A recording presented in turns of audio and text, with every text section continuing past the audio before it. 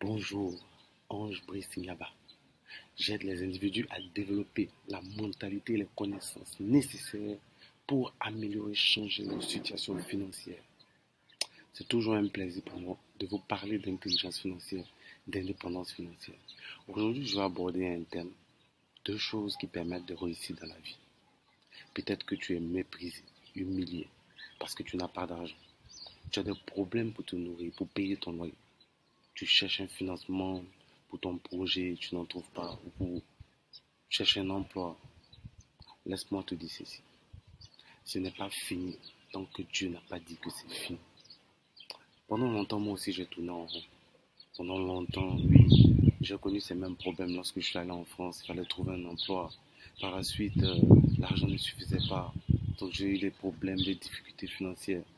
Oui, très souvent, je suis entré dans les milieux parce que je n'avais pas assez d'argent, parce que je n'avais pas ce statut. J'ai été humilié, méprisé. Avec tous ces problèmes, j'ai fini par comprendre une chose.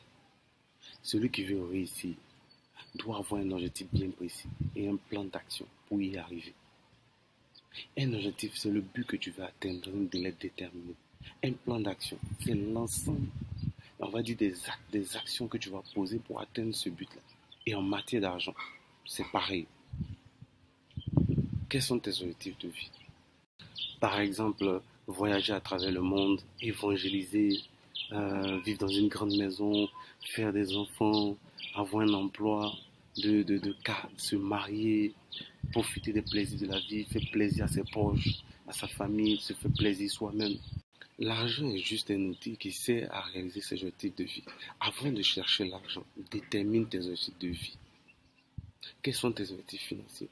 Est-ce que c'est être riche, être indépendant financièrement, c'est faire plaisir à tes proches? Quelle est ta deadline pour accomplir ces objectifs? 3 mois, 6 mois, 1 an, 5 ans, 10 ans? Maintenant que tes objectifs sont clairs et précis, va te falloir un plan d'action. Alors je te recommande de te poser ces deux questions. 1. Qu'est-ce que je dois faire pour atteindre ce but? Supposons que tu veux être indépendant financièrement.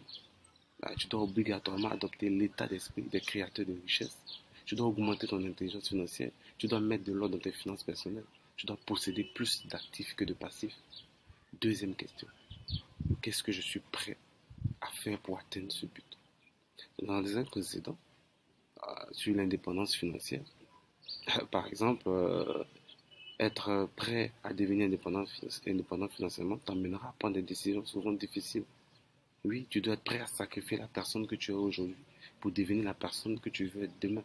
Et cela peut se traduire par te séparer de certaines amitiés, des amitiés qui t'emmènent que dans l'alcool, chercher les petites, boire la bière, ou même te séparer de certains parents, de certains membres de la famille qui passent leur temps à te soutirer de l'argent.